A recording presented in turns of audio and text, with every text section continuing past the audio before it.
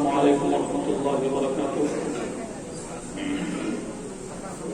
إن الحمد لله نحمده ونستعينه ونستغفره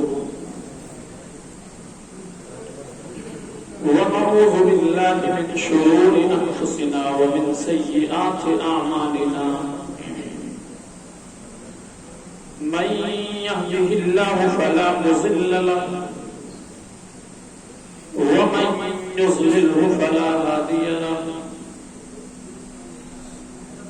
وأشهد أن لا إله إلا الله وحده لا شريك له. وأشهد أن محمدا عبده ورسوله.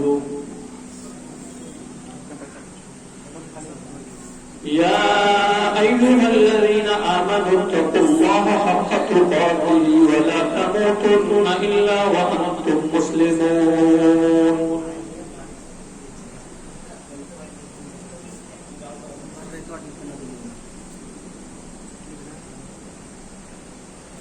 يا أيها الذين آمنوا اتقوا الله وقولوا قولا سديدا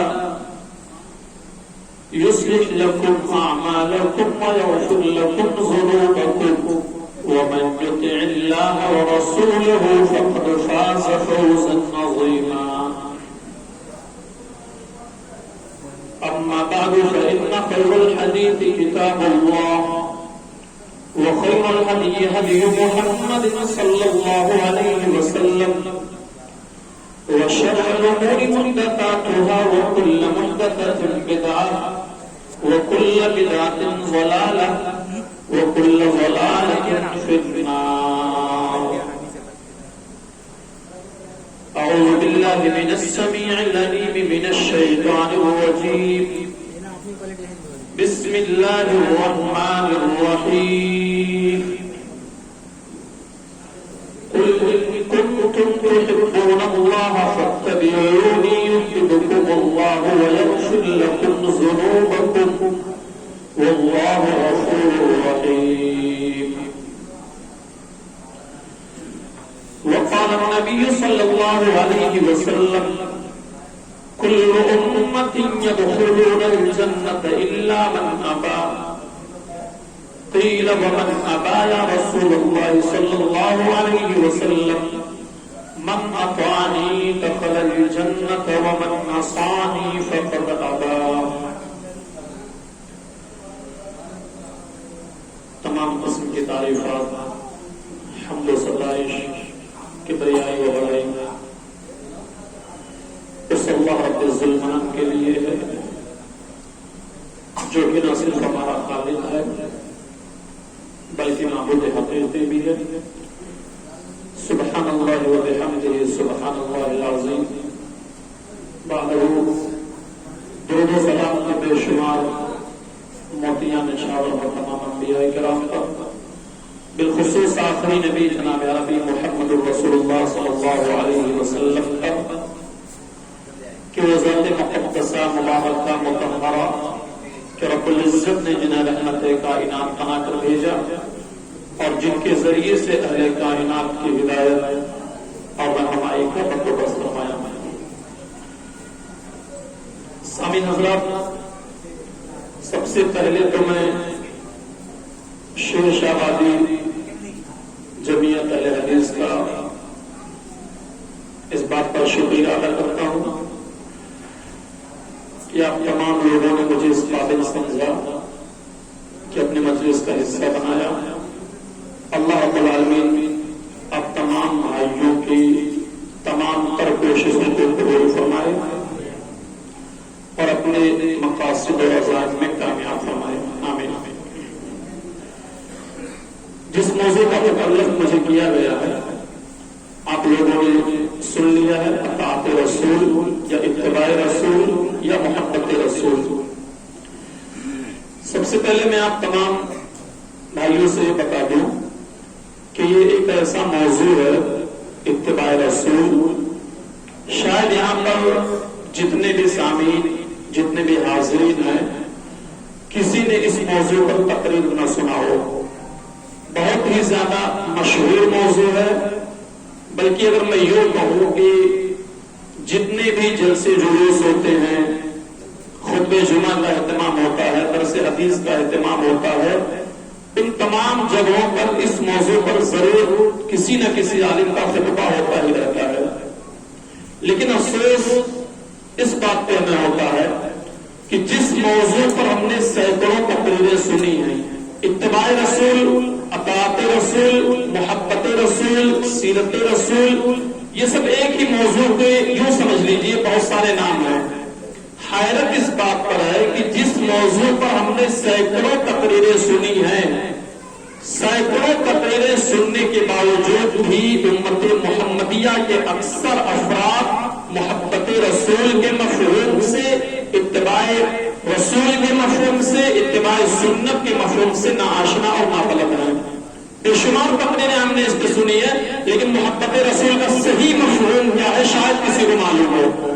ہمارے ذہن کے اندر صرف یہی گمان پیدا ہو رہا ہے کہ محبت رسول صرف دعویٰ کر لینے کا نام ہے، یا اگر کسی دوسرے مسلک سے آپ تعلق رکھتے ہیں تو سینہ پھیر لینے کا نام محبت رسول ہے، یا علی المدد کہہ لینا یہی محبت رسول ہے، اہل بیت سے محبت ہے۔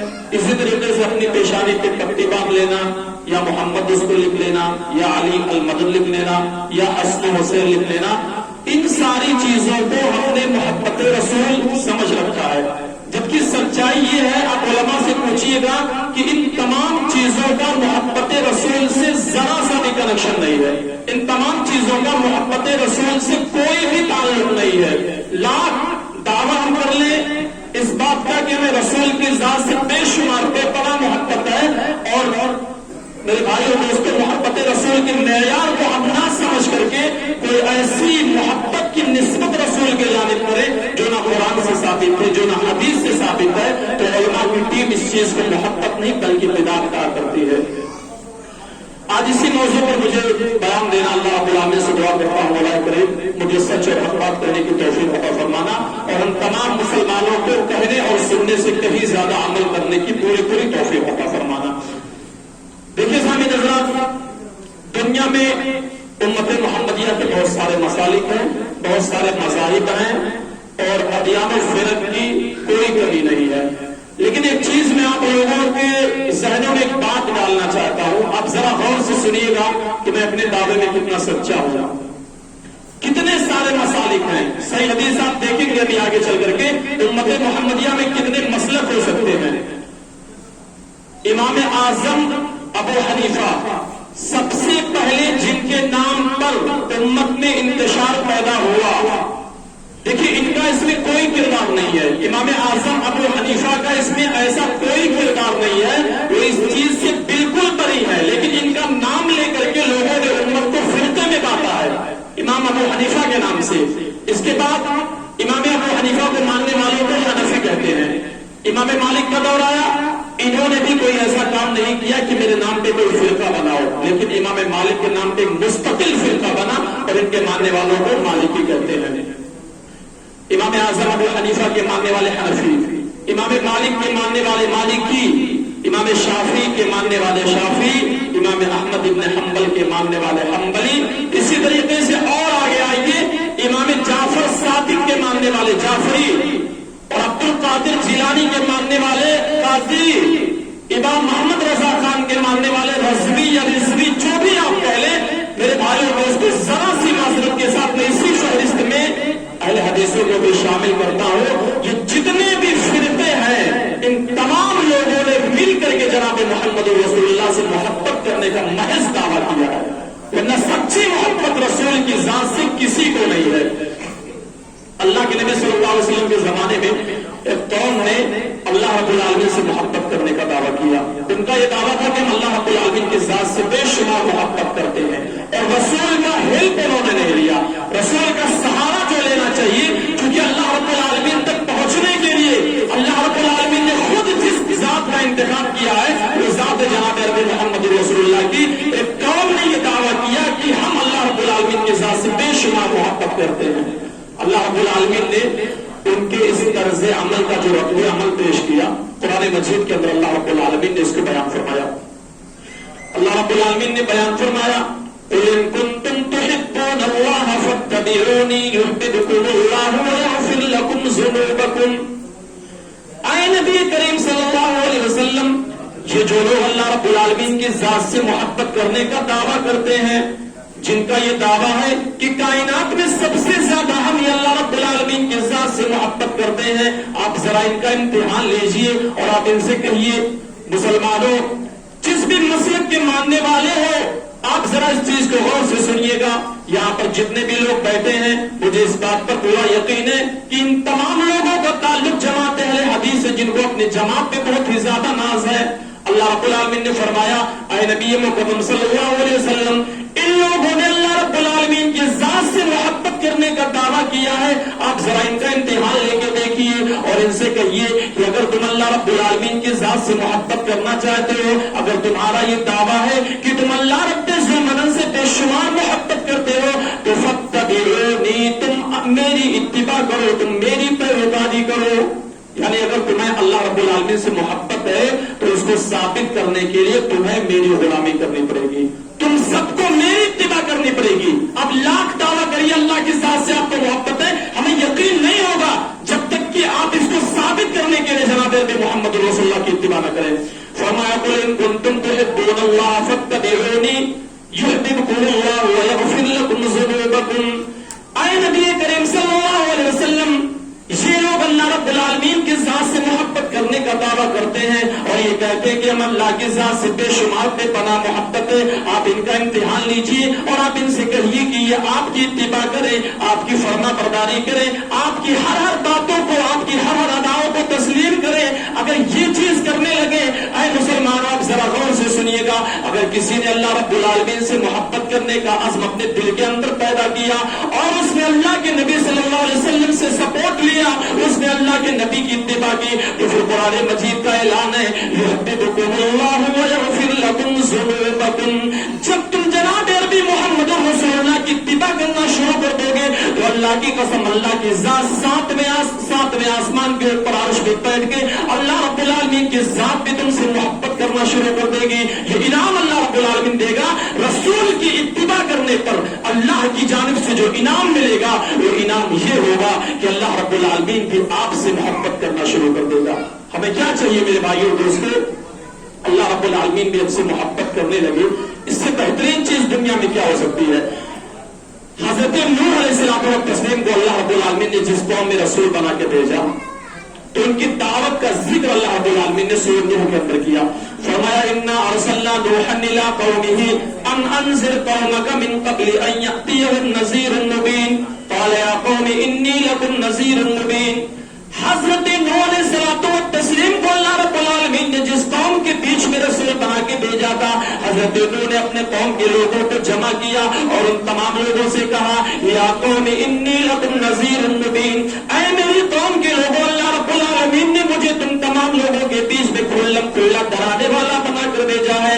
اللہ نے مجھے نذیر بنا کے بھیجا ہے. ان اعبدوا اللہ، میں تمہیں اللہ کی عبادت کی طرف بلاتا ہوں. تم اپنے سر کو صرف ایک اللہ کے سامنے جھکایا کرو، کسی خیر کی طرف تمہیں اپنے سر کو نہیں جھکانا ہے. واتقوہ، اللہ رب العالمین سے تقوی اور خشیت اختیار کرنی ہے.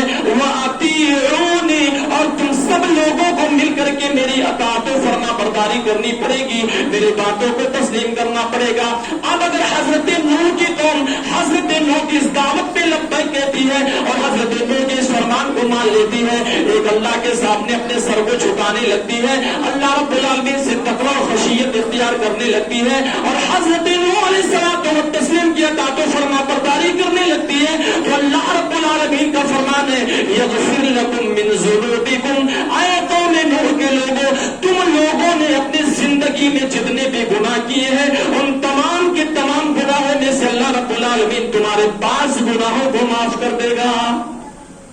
بعض گناہوں کو اللہ رب العالمین محبت کرنے کے بدلے میں معاف کر دے گا. لیکن ہم جس نبی کے امتی ہیں، اگر ہم اس نبی سے محبت کرتے ہیں، اس رسول کی اتباع کرتے ہیں، تو آپ نے سن لیا کہ اللہ رب العالمین بھی آپ سے محبت کرنے لگے گا. اور جب اللہ کی ذات ہم سے محبت کرنے لگے گی تو پھر اللہ رب العالمین نے ذرا موازنہ کریے گا مسلمانوں، ایک طرف قوم نوح، ایک طرف امت محمدیہ، دونوں میں میں مقابلہ کرانا چاہتا ہوں کہ دونوں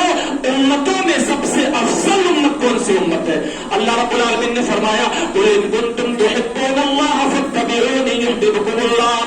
جب قوم نوح کے لوگوں نے حضرت نوح کی اتباع کی, ان کی فرما برداری کی, ان کی باتوں کو مانا, ان کے فرمودات پہ عمل کیا, تو ہم نے قوم نوح کے پاس گناہوں کو معاف کر دیا. لیکن اے امت محمدیہ کے پاس مانو, اگر تم میرے نبی جناب عربی محمد رسول اللہ کی بات کو مان لو گے, وَيَغْفِرْ لَكُمْ ذُنُوبَكُمْ, میرے عزت و جلال کی قسم اپنی زندگی میں جتنے بھی گناہ تم نے کیے ہوں گے ان سارے کے سارے گناہوں کو میں معاف کر دوں گا. قوم نوح والوں کے بعض گناہوں کو اللہ معاف کرے گا, لیکن امت محمدیہ کو یہ انعام اللہ نے دیا کہ بعض گناہ آپ کے نہیں بلکہ سارے کے سارے گناہ آپ نے اپنی زندگی میں جتنا بھی گناہ کیا ہوگا وہ سارے کے سارے گناہ اللہ رب العالمین معاف کر دے گا. یہ فضیلت امت محمدیہ کی. میرے بھائیوں اور دوستوں, جس رسول کی اتباع کرنے کا اتنا بڑا مقام, آپ سوچئے ربیع الاول کی وہ 12ویں تاریخ آنے والی ہے جس میں لوگ یہ دعویٰ کرتے ہیں کہ رسول کی ولادت کی تاریخ یہی ہے. آپ دیکھیں کیسے کیسے لوگ جشن مناتے ہیں, رسول سے محبت کے نام پہ دین میں کیسی کیسی بدعت کو ایجاد کرتے ہیں. میرے بھائیوں دوستوں, آپ سوچئے جو انعام اللہ رب العالمین نے فکس اور متعین کیا ہے, تمہارے سارے گناہوں کو اللہ معاف کر دے گا. کیا امت محمدیہ اس فضیلت کو پا رہی ہے؟ قدم قدم پہ رسول کی مخالفت. آپ جہاں بھی دیکھیں میرے بھائیوں دوستوں, رسول کی مخالفت ہو رہی ہے. ہمیں چاہیے اگر اپنے گناہوں کی معافی اور تلافی کرانا چاہتے ہیں تو ہمیں رسول اللہ صلی اللہ علیہ وسلم کی اتباع کرنی پڑے گی. اللہ کے نبی صلی اللہ علیہ وسلم فرماتے ہیں لَيَأْتِيَنَّ عَلَىٰ أُمَّتِي كَمَا أَتَىٰ عَلَىٰ بَنِي إِسْرَائِيلَ. قوم بنی اسرائیل پہ جو زمانہ گزرا ہے وہ زمانہ میری امت کے اوپر بھی گزرے گا. قوم بنی اسرائیل کے بارے میں آپ تمام لوگوں نے سنا ہوگا. امت محمدیہ سے پہلے سب سے زیادہ اگر کسی قوم کو اللہ نے عزت بخشی تھی تو وہ قوم تھی قوم بنی اسرائیل. سب سے زیادہ عزت اللہ نے بخشی تھی. لیکن شب معراج وہ ساری فضیلتیں اللہ نے قوم بنی اسرائیل سے چھین کے اللہ کے نبی کے حوالے کر دیا. آئے محمد رسول اللہ, یہ جتنی فضیلتیں میں نے قوم بنی اسرائیل کو دی تھی وہ ساری کی ساری فضیلتیں میں چھین کر کے قوم بنی اسرائیل سے امت محمدیہ کے کھاتے میں ڈالنا ہوں. اللہ کے نبی اس قوم کے بارے میں فرماتے ہیں قوم بنی اسرائیل پہ جو زمانہ گزرا تھا وہ زمانہ میری امت کے اوپر بھی گزرے گا. حذو النال بالنال, جس طریقے سے پیروں میں پہنے جانے والے جوتے کے نال بالکل برابر ہوتے ہیں اسی طریقے سے میری امت میں اور قوم بنی اسرائیل میں ذرا سا بھی فرق نہیں رہ جائے گا. یعنی میری امت قوم بنی اسرائیل کی بالکل مشابہ ہو جائے گی. دیکھیں جس دن اللہ رب العالمین نے بنی اسرائیلیوں سے ساری فضیلتیں چھین کر امت محمدیہ کو سپرد کیا تھا اسی ٹائم سے امت محمدیہ سب سے افضل ترین امت بنی اور قوم بنی اسرائیل کائنات کی سب سے غزیر ترین اور سب سے بدترین امت بنی تھی. سوچئے سب سے افضل ترین قوم, سب سے افضل ترین امت محمدیہ اور سب سے بدترین قوم بنی اسرائیل. اور رسول یہ فرما رہے ہیں حذو النال بالنال, جس طریقے سے پیروں میں پہنے جانے والے جوتے کے نال بالکل برابر ہوتے ہیں اسی طریقے سے میری امت میں اور قوم بنی اسرائیل میں ذرا سا بھی فرق نہیں رہ جائے گا. حتیٰ ان کان منکم من اتی امہ علانیۃ. اس کے بعد جو مثال اللہ کے نبی نے دی ہے ذرا غور سے سنیے. فرمایا حتیٰ ان کان منکم من اتی امہ علانیۃ لکان فی امتی من یصنع ذلک. اے لوگوں, اگر قوم بنی اسرائیل میں سے کسی بھی فرد نے, میرے بھائیوں دوستوں, اس حدیث کو امام ترمذی نے اپنی کتاب سنن ترمذی باب ما جاء فی افتراق هذه الامہ کے تحت اس حدیث کو نقل کیا ہے.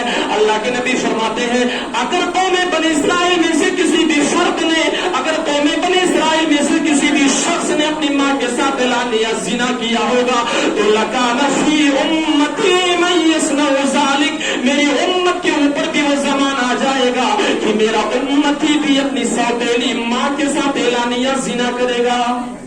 اب بتائیے سب سے بدترین قوم تھی قوم بنی اسرائیل اور سب سے افضل ترین قوم کو مقابلے میں پیش کیا اللہ کے نبی صلی اللہ علیہ وسلم نے اور قباحت و شناعت کا ایسا ذکر کیا, مماثلت اور مشابہت ایسی بیان کی. فرمایا اگر انہوں نے اپنی ماں کے ساتھ زنا کیا ہوگا تو امت محمدیہ کے لوگ بھی اپنی ماں کے ساتھ اعلانیہ زنا کریں گے.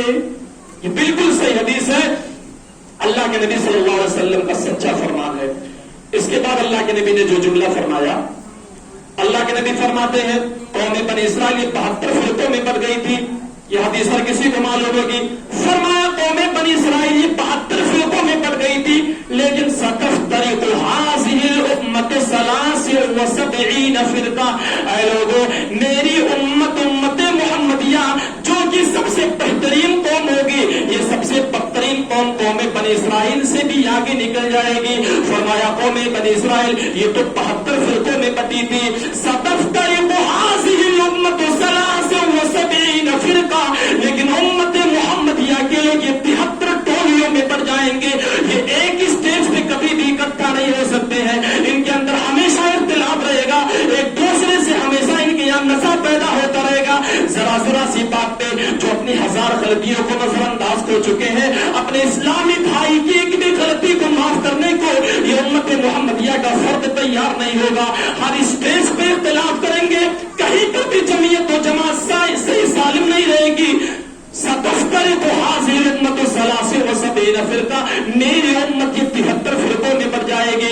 کلہم فی النار, اس بات کو ذرا غور سے سن لو, سارے کے سارے فرقے جہنم میں جانے والے ہوں گے. صرف ایک فرقہ ہوگا جو جنتی فرقہ ہوگا, ما انا علیہ واصحابی. اور جنتی فرقے کی پہچان بھی رسول نے بتا دی, جو میرے اور میرے صحابہ کے طور طریقے پر اپنی زندگی کو جیے گا. مسلمانوں, یہ حدیث ہماری عبرت کے لیے کافی ہے. اب سوچئے, کیا ہم قوم بنی اسرائیل سے بدتر تو نہیں ہو چکے ہیں؟ ہم امت محمدیہ کے فرد ہیں. آپ کو معلوم ہے عیسیٰ مسیح کا نزول اس دنیا میں ہونے کے بعد نماز فجر کا ٹائم ہوگا. نماز فجر کے ٹائم عیسیٰ مسیح جب دمشق کی جامع مسجد میں نماز پڑھانے کے لیے جائیں گے, نماز پڑھنے کے لیے جائیں گے, تو امام مہدی جو کہ حضرت فاطمہ کے نسل سے ہوں گے مصلی پہ چلے جائیں گے. بعد میں عیسیٰ مسیح جب آئیں گے تو امام مہدی جب عیسیٰ مسیح کو دیکھیں گے تو اپنا پیر پیچھے کھینچ لیں گے, کہ چونکہ ایک رسول اللہ کے ایک نبی آ گیا ہے, اب نبی کی موجودگی میں کسی امتی کی امامت جائز نہیں ہے. امام مہدی اپنا پیر جب پیچھے کھینچنے لگیں گے تو حضرت عیسیٰ مسیح اپنے ہاتھ سے امام مہدی کو مصلی امامت پہ کھڑا کرتے ہوئے ایک جملہ بولیں گے کہ کسی بھی نبی کو یہ حق حاصل نہیں ہے کہ امت محمدیہ کے مصلی پر کوئی رسول بھی کھڑا ہو جائے. تم امت محمدیہ کے فرد ہو. مسلمانوں, کتنے عظیم رسول کے امتی ہیں ہم لوگ, لیکن اس رسول کی زندگی سے کیا سیکھا؟ 73 فرقوں میں یہ امت بچ چکی ہے. امت کا شیرازہ بکھرتا ہوا نظر آ رہا ہے. ایک مضبوط طاقت نہ جانے میرے بھائیوں دوستوں کتنی ٹولیوں میں بڑھ چکی ہے, اور اپنی طاقت کو, اپنی یونٹی کو, اپنی جماعت کو ہم کمزور کر چکے ہیں. 73 فرقوں میں امت بچ جائے گی. اب وہی دعویٰ میں کر رہا ہوں کہ 73 فرقے کم از کم امت محمدیہ میں رسول کی حدیث کے مطابق ضرور ہوں گے. ان 73 فرقوں میں سے جتنے بھی فرقے دنیا میں وجود پذیر ہو چکے ہیں, اللہ کی قسم ان تمام مسلک کے ماننے والوں نے رسول سے محبت کرنے کا محض دعویٰ کیا ہے. رسول کی اتباع کوئی نہیں کر رہا ہے. آپ دیکھیں, اگر رسول یہ فرمائے کہ 73 فرقے ہوں گے, سب جہنمی صرف ایک جنتی, کسی مفتی کو یا کسی عالم کو اتنی جرأت اور جسارت کہاں سے ہو جاتی ہے جو یہ فتویٰ ٹھوکتے ہوئے پھرے کہ 4 فرقے چاروں برابر چاروں جنتی؟ رسول کی زبان یہ بول رہی ہے کہ 73 فرقے سب جہنمی, صرف ایک جنت میں جائے گا. اور دارالفتہ کی سب سے اعلیٰ کرسی پہ بیٹھ کے آپ کے مفتیان کرام یہ فتویٰ دیتے ہوئے ذرا سی بھی شرم و حیا محسوس نہیں کرتے ہیں کہ 4 فرقے چاروں برابر چاروں جنتی, جبکہ رسول زبان رسالت پاک سے یہ کہہ رہے ہیں کہ 73 فرقے ہوں گے, ایک جنتی ہوگا. اسی لیے اس حدیث کو جہاں پر بھی میں نے بیان کیا, اپنا ایک تبصرہ ضرور بیان کرتا ہوں کہ وہ زمین پر امت محمدیہ میں سے انکار حدیث کی جسارت اگر کسی جماعت نے سب سے پہلے کی ہے تو یہ مقلدوں کی جماعت ہے. سب سے پہلے انہوں نے انکار حدیث کی جسارت کی ہے. یہ منکرین حدیث تو بعد میں پیدا ہوتے ہیں, اس سے پہلے مقلدوں کی جماعت نے جناب نبی محمد رسول اللہ صلی اللہ علیہ وسلم کی حدیث کا انکار کیا ہے, اپنے عمل سے انکار کیا ہے, اپنی زبان سے انکار کیا ہے. ہمیں رسول کی شخصیت کا اندازہ نہیں ہے. اللہ کے نبی صلی اللہ علیہ وسلم ایک گلی سے گزر رہے تھے. ذرا سنیے گا مسلمانوں, ہم ہر چیز میں ملا مولوی یہ چیختے چیختے مر چکے ہیں کہ داڑھی رکھیے یہ فرض ہے. آپ لوگ یہ جانتے ہیں نا کہ داڑھی رکھنا یہ سنت ہے. داڑھی رکھنا یہ سنت نہیں, داڑھی رکھنا یہ فرض ہے. सुन्नत हर उस अमल को कहते हैं जिसको रसूल ने किया। आप फजर की 2 रकात नमाज जो फर्ज है इसको भी सुन्नत बोल सकते हैं, इस एतबार से कि रसूल ने किया है। फजर की 2 रकात नमाज अल्लाह के नबी सल्लल्लाहु अलैहि वसल्लम ने पढ़ी है तो रसूल का ये अमल इस एतबार से सुन्नत है। लेकिन रसूल जिस चीज का हुक्म दे दे वो चीज वाजिब हो जाया करती है, वो चीज फर्ज हो जाती है। और रसूल ने दाढ़ी रखने का हुक्म नहीं दिया, बल्कि रसूल ने इंतहाई आजिज़ इनकिसारी के साथ कहा है कि दाढ़ी को माफ कर दो। माफ करने का जुमला रसूल ने किया है। आप सोचिए इंसान माफी मांगने की पोजीशन में कब होता है। भैया दाढ़ी को माफ कर दो। जरा सी भी गलती अगर आपकी दाढ़ी ने कर दी है, निकलने में कहीं दाएं बाएं अगर दाढ़ी भाग रही है तो अल्लाह के बंदो फाफुल्लिया दाढ़ी को माफ कर दो। मुल्ला मौलवी ये चीखते चीखते मर गए, दाढ़ी रखो रसूल की सुन्नत है, अल्लाह रब्बुल आलमीन ने इसको फर्ज किया है। किसी ने अपने चेहरे पे दाढ़ी नहीं रखाई। फिल्मी दुनिया में किसी एक बंदे ने दाढ़ी रखी, नौजवानों ने दाढ़ी रखाना शुरू कर दिया। आपने एक्टरों की इत्तिबा की है, क्या रसूल की जिंदगी आपके लिए काफी नहीं थी? ईसा मसीह ये तमन्ना करते हैं कि रसूल का उम्मती बना, उम्मत मोहम्मदिया का मैं भी फर्द होता। और यहां मुसलमान उम्मत मोहम्मदिया का फर्द होने के बावजूद भी कदम कदम पे रसूल की मुखालिफत करते हैं। मुसलमानों सोचो, अल्लाह आपसे मोहब्बत कर रहा है कि अल्लाह आपसे नफरत कर रहा है? शर्त अल्लाह ने लगा दी है, मुझसे मोहब्बत करना चाहते हो तो रसूल की गुलामी करो, मुझसे मोहब्बत करना चाहते हो तो रसूल की इत्तिबा करो। जो हदीस में बयान करने जा रहा था बिल्कुल सही हदीस है। एक आदमी खाना खा रहा था। मुसलमानों जरा गौर से सुनिएगा, मैं इस्लाही बातें मोहब्बत रसूल इत्तिबा रसूल के जिम्न में सारी इस्लाही बातें पेश करने की कोशिश करूंगा। मोहब्बत रसूल इत्तिबा रसूल ही के मौजू में सारी चीजें शामिल होंगी। इस आदमी को अल्लाह के नबी सल्लल्लाहु अलैहि वसल्लम ने जब खाना खाते हुए देखा तो अल्लाह के नबी ने उसको देखा वो बाएं हाथ से खाना खा रहा था। तो एक छोटा सा जुमला अल्लाह के रसूल ने उससे कहा, फरमाया कुल बियमीनिक, आप ऐसा करो दाहिने हाथ से खाना खाओ। अब उसने रसूल की बात को सीरियस नहीं लिया, फिक्रमंदी के साथ रसूल की बात को नहीं लिया। उसने रसूल से ये कहा, ला अस्ततीउ, मैं दाहिने हाथ से खाना नहीं खा सकता। मुहद्दिसीन कहते हैं उसने जो ये जुमला कहा था, ला अस्ततीउ, मैं दाहिने हाथ से खाना नहीं खा सकता, इसमें 2 वजह हो सकती है। एक वजह तो ये है कि उसने शर्म हया से इस चीज को कहा था, क्योंकि रसूल का फरमान है इन्न शैतान याकुलु बिशिमालिही व यशरबु बिशिमालिही, कि बाएं हाथ से खाना पीना ये शैतान का काम है। इसने सोचा अगर मैंने ऐसा कह दिया तो मेरी शर्मिंदगी होगी कि इसको देखो रसूल की हदीस नहीं मालूम है। आज तो हम लोगों को रसूल की एक भी हदीस नहीं याद है और हम सीना तान के चलते हैं। इस शर्म हया में कि लोग ये ताना देंगे, क्या तुझे इतना भी नहीं मालूम था रसूल की हदीस है कि शैतान बाएं हाथ से खाता पीता, तू बाएं हाथ से खा पी रहा है। और दूसरी वजह मुहद्दिसीन बयान करते हैं, उसने किब्रो हुजूर में आकर के मना कर दिया, लास्तती, मैं नहीं खा सकता दाहिने हाथ से, आपको यहां जाना चाहिए। मुसलमानों यहां पर रुक करके एक अकीदे की बात बता देना मुनासिब समझता हूं। इत्तिबा रसूल का मौजू शान रिसालत मकाम रिसालत को वाज़ेह कर देना चाहता हूं। अल्लाह की कसम, हम अहले हदीसों का यह अकीदा है, अगर रसूल की जबान किसी के खिलाफ चल जाए तो उसकी किस्मत बिगड़नी है, अगर रसूल की जबान किसी के हक में चल जाए तो उसकी किस्मत संवरनी है। जब इसने किब्र हुरूर में शर्म हया में आके ये कहा था, ला अस्ततीउ, मैं दाहिने हाथ से नहीं खा सकता, तो अल्लाह के नबी की जबान से छोटा सा जुमला निकला था कि लस्तता, अल्लाह तुझे तेरी जिंदगी में तौफीक देना दे कि तू दाहिने हाथ से खाना खाए। मुसलमानों कदम कदम पे रसूल की मुखालिफत करते हैं, रसूल की किसी हदीस का कोई इल्म नहीं है, नमाज रसूल के तरीके पर नहीं इमामों के तरीकों पर पढ़ते हैं, रब की वहदानियत में पीरों को फकीरों को बाबाओं को शरीक किया, रसूल की रिसालत में इमामों को शरीक किया। रसूल की जबान से जुमला निकला, अल्लाह तुझे तौफीक भी ना दे कि तू दाहिने हाथ से खाना खा सके। जिस रावी ने इस हदीस को बयान किया वो रावी ये भी बयान करते हैं, हमने अपनी पूरी जिंदगी में देखा रसूल की जबान से निकलने वाला ये जुमला उसके ऊपर ऐसा असर किया, हत्ता शुल्यत यदहु वलम यरफाहा बाद ज़ालिक, अपनी पूरी जिंदगी में कभी भी अपना दाहिना हाथ अपने मुंह तक नहीं ले जा सका। एक तरफ इत्तिबा रसूल का फायदा ये था कि अल्लाह आपके सारे गुनाहों को माफ कर देगा, तो रसूल की मुखालिफत का नुकसान ये हुआ, आप देख लीजिए सही हदीस में वाज़ेह तौर पे हत्ता शुल्यत यदहु वलम यरफाहा बाद اپنی زندگی میں جب تک وہ زندہ رہا اللہ نے اس سے یہ توفیق سلب کر لی تھی کہ اپنے دائنے ہاتھ کو اٹھا کر کے اپنے بہو تک لے جا سکے.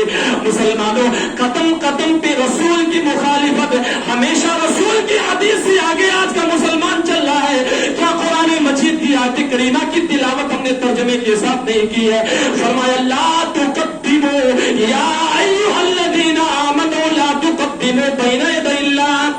علامہ احسان الہی ظہیر جیسا محقق اس آیت کا ترجمہ جہاں پہ یا ایھا الذین آمنوا اس کا ترجمہ کرتے ہیں اے وہ لوگوں جو مومن ہونے کا دعویٰ کرتے ہو, جو خود کو مسلمان سمجھ بیٹھے ہو, جو اپنے آپ کو یہ سمجھتے ہو کہ میں جناب عربی محمد رسول اللہ کو امتی ہو, اے ایمان کے دعوے دارو لا تقدموا بین یدی اللہ ورسولہ, تم ہرگز اپنے آپ کو رسول سے آگے نہ بڑھایا کرو. اور اس کے بعد اللہ نے فرمایا یا ایھا الذین آمنوا لا ترفعوا اصواتکم فوق صوت النبی ولا تجہروا لہ بالقول. اے لوگوں تمہیں جناب عربی محمد رسول اللہ سے بات کرنے کی بھی اجازت نہیں ہے اس انداز میں جیسے تم آپس میں ایک دوسرے سے بات کیا کرتے ہو. تم اللہ کے رسول سے اس انداز میں بات کرنے کی بھی اجازت نہیں ہے. لا ترفعوا اصواتکم, تم اپنی آواز کو رسول کے سامنے بلند نہیں کر سکتے ہو. اپنی آواز کو رسول کے سامنے اٹھا کے بولنا بھی اللہ رب العالمین نے قرآن مجید کے اندر منع کر دیا ہے. میرے بھائیو دوستو, اب سوچئے جو رسول سے آگے بڑھ چکے ہیں ہر معاملے میں, رسول کا فرمان سیدھا سادہ ہے صلو کما رأیتمونی اصلی. آپ کو نماز ویسے پڑھنی ہے جیسے کہ رسول کو تم نے پڑھتے ہوئے دیکھا ہے. جیسے میں نماز پڑھ رہا ہوں ویسے آپ کو نماز پڑھنی ہے. اب یہ جسارت کی بات نہیں کہ اماموں کے طریقے پر نماز ہو رہی ہے.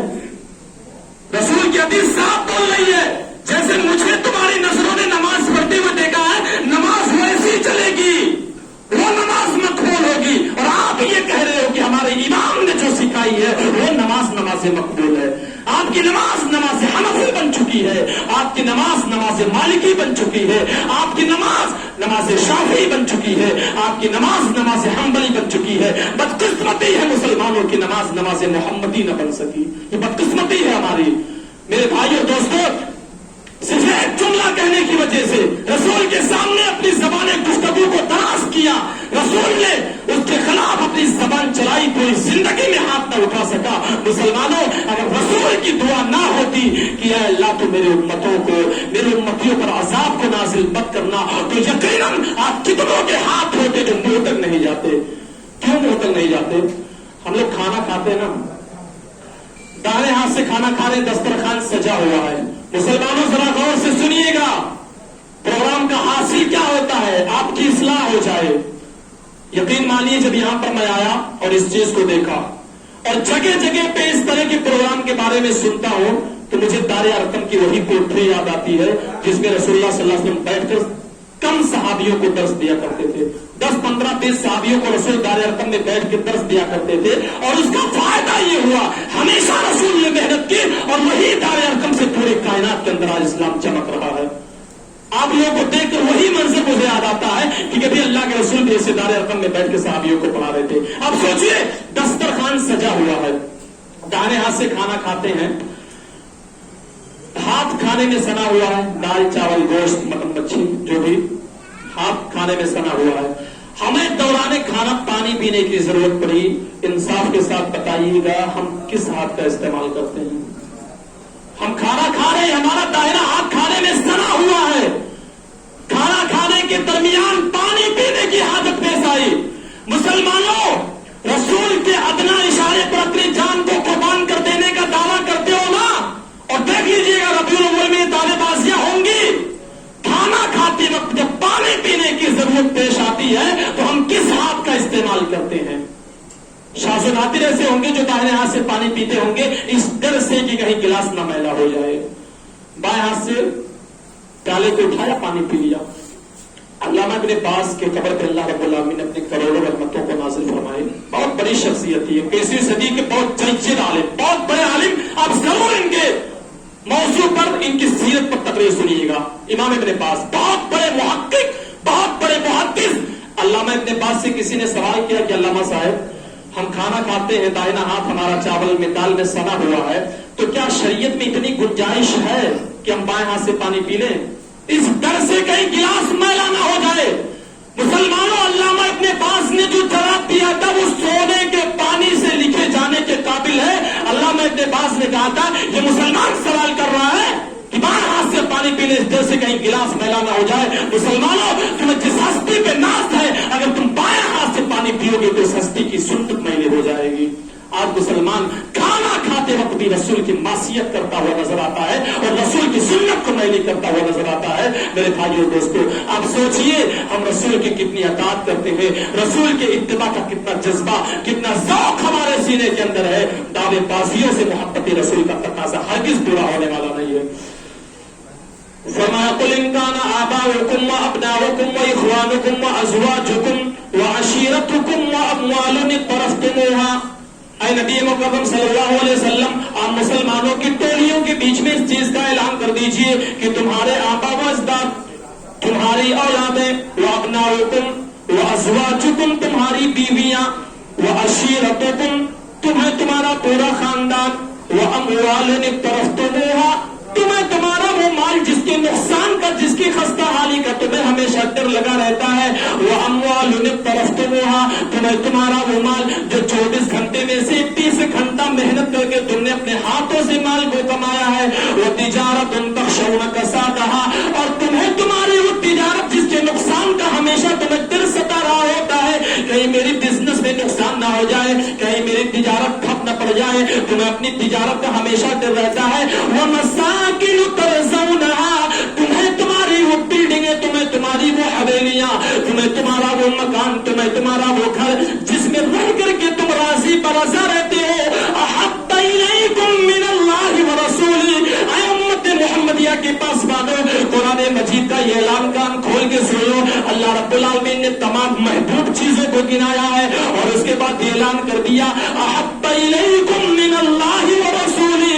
اگر یہ ساری چیزیں، اگر تمہارے باپ دادا، اگر تمہاری اولادیں، اگر تمہیں تمہاری بیویاں، اگر تمہیں تمہارا مال جس کے نقصان کا تمہیں ڈر رہتا ہے، اگر تمہیں تمہاری تجارت جس کے نقصان کا تمہیں ڈر لگا رہتا ہے، اگر تمہیں تمہاری بلڈنگیں، اگر یہ ساری چیزیں تمہارے نزدیک اللہ اور اس کے رسول سے زیادہ محبوب ہیں، اللہ اور اس کے رسول سے زیادہ عزیز ہیں، وہ جہاد فی سبیلی اور اللہ رب العالمین کے راستے میں جہاد کرنے سے زیادہ عزیز ہے، تو فتربصوا حتی یأتی اللہ بامرہ۔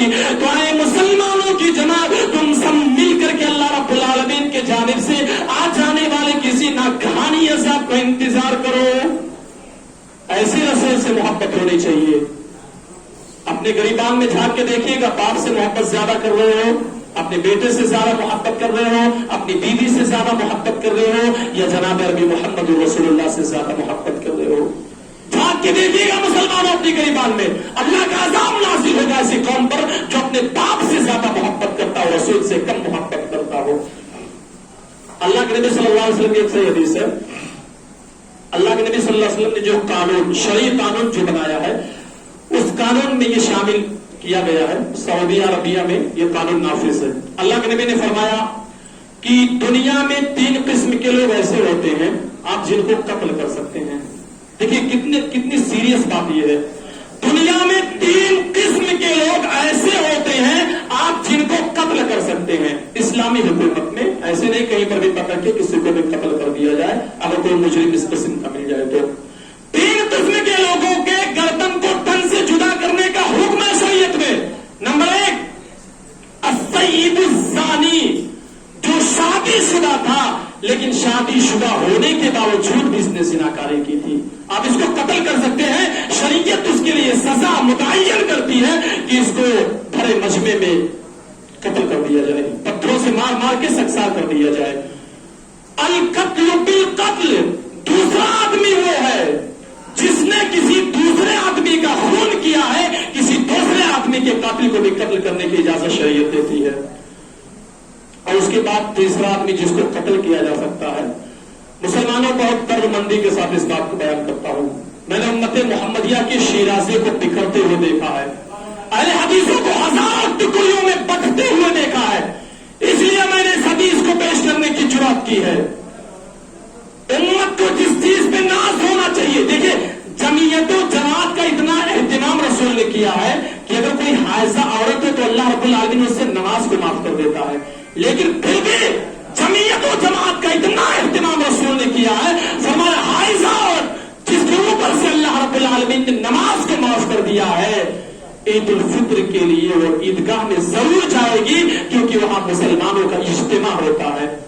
اب بتائیے جس عورت سے اللہ رب العالمین نے نماز ہی ثابت کر دی ہے، اسے صرف اس لیے اللہ کے رسول عیدگاہ میں بلا رہے ہیں کہ یہاں پہ مسلمانوں کی یونٹی اور اتحاد ہوتا ہے. اب اس میں سے اگر کوئی عورت بائیکاٹ ہو جائے، سنیے گا امت محمدیہ اتنے ٹکڑوں میں بڑھ چکی ہے. چھوڑیے امت محمدیہ کی مکمل بات، اہل حدیث جماعت کو لے لیجیے. جہاں پہ جاؤ اختلاف، جہاں پہ جاؤ انتشار، ہم اس کے خلاف تو فرائض کے خلاف، عالموں کے اوپر زبان درازیاں کی جا رہی ہیں. چھوٹے چھوٹے مولوی جو دوسرے عالموں کو سن کے تقریر بولنا سیکھتے ہیں، یہ اپنے استاد پہ زبان درازی کرتے ہوئے علماء نظر آتے ہیں. امت محمدیہ کے وہ افراد جسے دنیا حدیث کے نام سے جانتی ہے کتنے ٹکڑوں میں بڑھ چکے ہیں. رسول کی حدیث لے کے جانا، جن لوگوں نے اپنے آپ کو ٹکڑیوں میں بانٹا ہے، رسول کا اعلان ہے جہاں پہ 3 آدمیوں کا قتل کرنا جائز ہے، وہاں پہ ایک بندہ ایسا بھی ہے المفارق للجماعہ، جس نے جماعت سے علیحدگی اختیار کر لی ہو. جو جماعت سے بائیکاٹ ہو گیا ہو اس کو بھی آپ قتل کر سکتے ہیں. یہ رسول کا فرمان ہے. اب سوچیں کتنا بڑا یہ جرم ہے، لیکن ہم اس کو اہمیت نہیں دے رہے ہیں. ہر کوئی اٹھتا ہے دوسرے دن، آپ سے میرا یہ اختلاف ہے، غلطی کس کے اندر ہوتی نہیں ہے. کیا کوئی انسان یہ دعویٰ کر سکتا کہ میں معصوم نہیں خطا ہوں؟ دیکھیے دنیا میں جس نے یہ دعویٰ کیا کہ میں بے گناہ ہوں، آپ فوراً اس کو انسان کہنا چھوڑ دیں. کیوں؟ کیونکہ رسول کی حدیث تو یہ فرماتی ہے کل بنی آدم خطاؤن، ہر بنی آدم خطا کار ہوتا ہے. اور آپ آدم کے بیٹے ہو تو غلطی ہوگی. اپنی ہزاروں غلطیاں آپ معاف کر رہے ہو اور میری ایک غلطی آپ معاف کرنے کو تیار نہیں ہو. کیوں؟ کیونکہ آپ کی ناک بہت اونچی ہے.